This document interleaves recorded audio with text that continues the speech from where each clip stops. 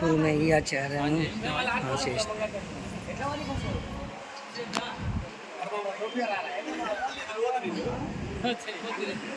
ఓ రాజన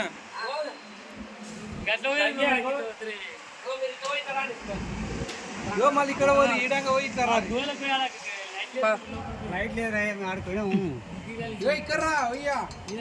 అట్లా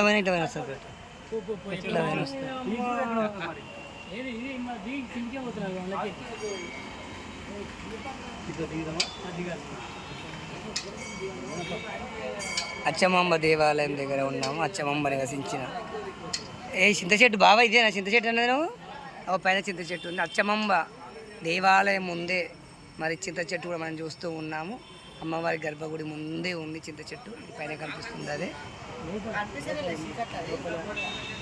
దన్నెడి శరణు, ఆవుల రాజయ్య, నిజరం కురుమయ్య మరి చూసి బయలుదేరి వస్తూ ఉన్నారు.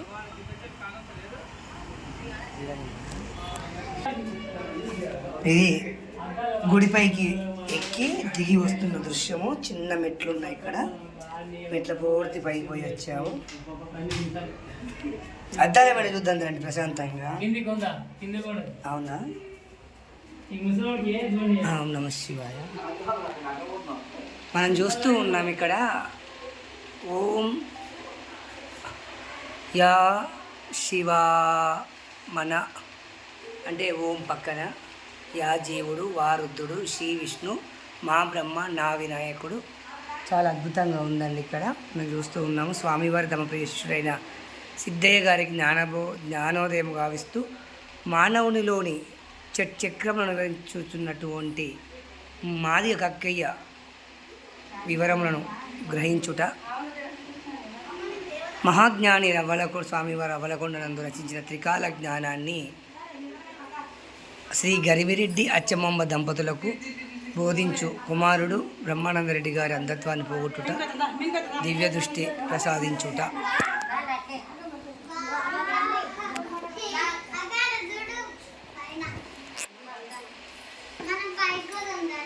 ఇక్కడ రవ్వలకొండ నందు స్వామివారి కాలజ్ఞానం రాస్తుండగా మొట్టమొదటిసారిగా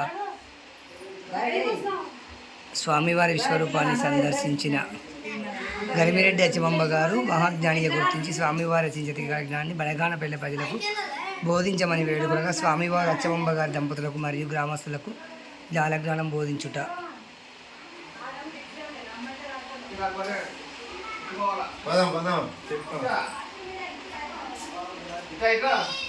ఇది అద్దాల మేడ అండి.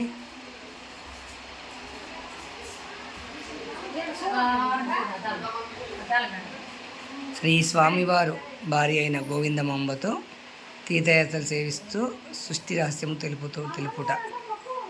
శ్రీ వీరభట్టాచార్య స్వాముల వారి కుటుంబం అన్నాజయ్య గారి సృష్టి రహస్యములను తెలుసుకొని ఉన్న మనసు నిలబడలేని సిద్ధయ్య గారికి కందిమల్లె పనిలో తెలియజేయుట.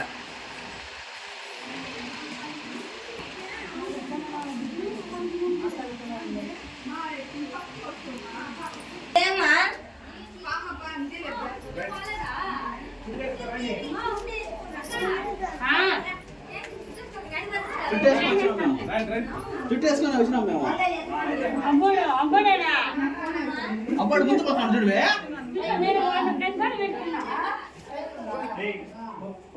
లాస్ట్